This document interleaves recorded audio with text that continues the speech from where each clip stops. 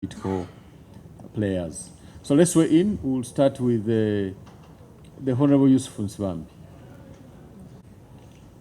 Through you, I'm aware that he's a member. He's a member of parliament. Chair, I want to know whether it is procedurally okay.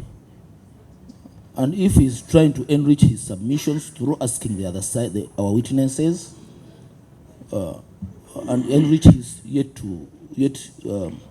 his submissions yet to be presented. I want to know whether it is procedurally okay for him to now to start asking our witnesses, yet he's supposed to also to present his paper from the other side. Honorable colleagues, we very well know that in any proceedings of any committee, those are the rules. And so the Honorable Mp Nsibambi, in as far as I know, is a member of parliament representing the people of Mawokota. Chair, it's like when after him submitting here and becoming a witness the other side, that now he'll turn into the house and start submitting, yet he was here and presented his views here. My point here is he has been scheduled to present from the other side. Are we proceeding well to allow him now to start asking questions his fellow witnesses? My ruling is that as a sitting member of parliament, he has every right to participate in the affairs of any committee that sits in parliament. So he is rightly in the place. Please, Honorable Mp Nsibambi, proceed.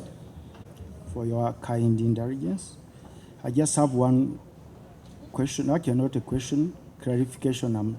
I want to tap the Harvard brain also. And I'm very sure it's not in bad faith.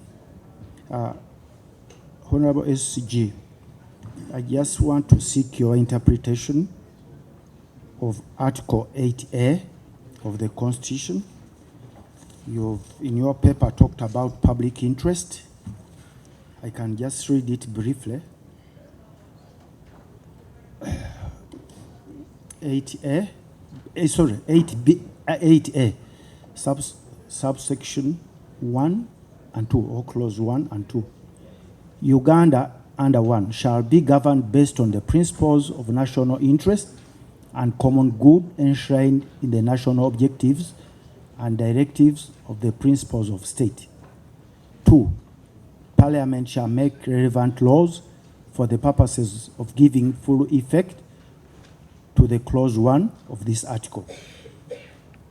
Then, under Directive 4, which you've cited of the Constitution, 1, 2, and 3, the state and citizens of Uganda shall at all times defend the independence, then sovereignty, and territorial integrity of Uganda.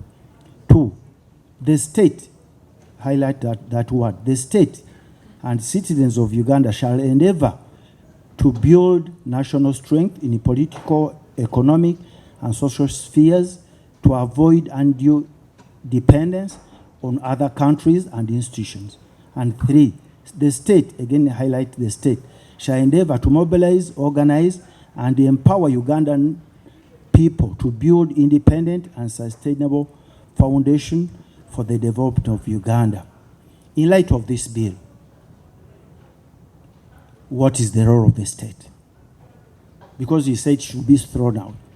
But under Article 8A, we have to make laws to ensure the protection of this interest. So what is the role of the state looking at this bill?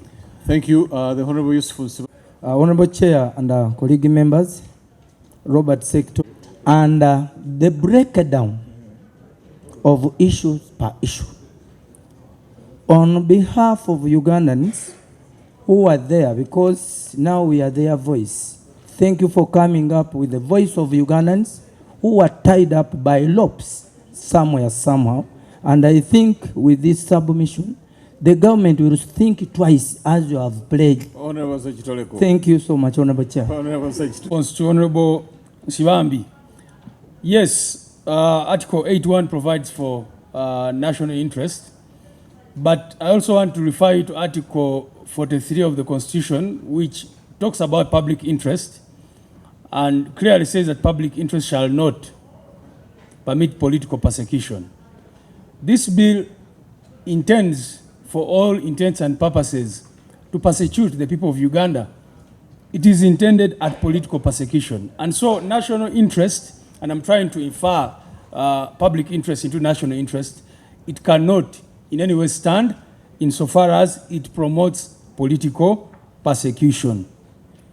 And so, but also secondly, when you say what would be the role of Parliament, this protection of sovereignty bill as it is not the law envisaged under Article 8A. The law envisaged thereunder is a law that would clarify what national interest amounts to. That's not what this bill is doing. So this bill just refers to national interest, but does not even define what national interest is. So if you ask me what Article 8A, the import of that would be, because it says that Parliament, Uganda shall be governed based on principles of national interest and common good.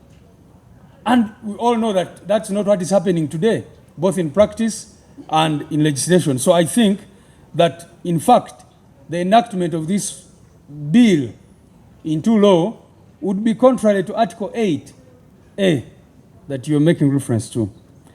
Now, I did mention something about opposing government policy, and I think some honorable members... Sir, you see, the problem comes when lawyers are trying to argue. As a clarification, if this bill was to operationalize any provision of the Constitution, the object would state so. Absolutely. And that's what he was asking. That's what of Parliament. And I said, this law is not really addressing Article 8A of the Constitution. It doesn't.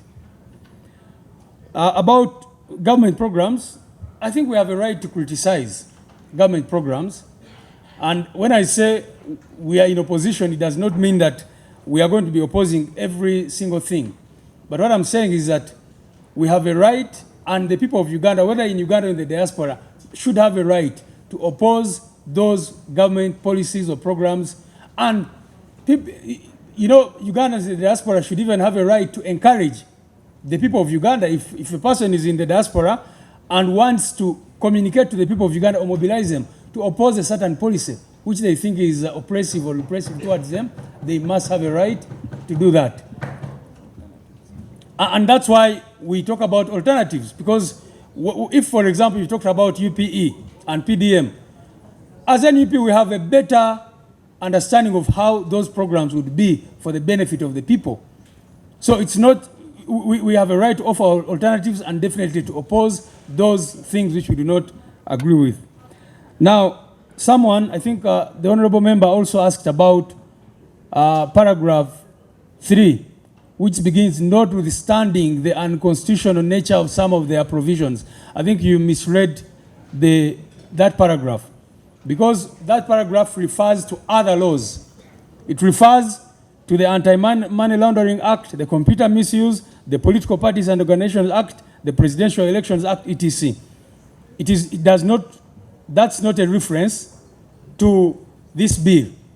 That's why we say, notwithstanding the constitutional and unconstitutional nature of some of their provisions, other laws that already address the defects purportedly identified, the bill include, and we give a list thereunder.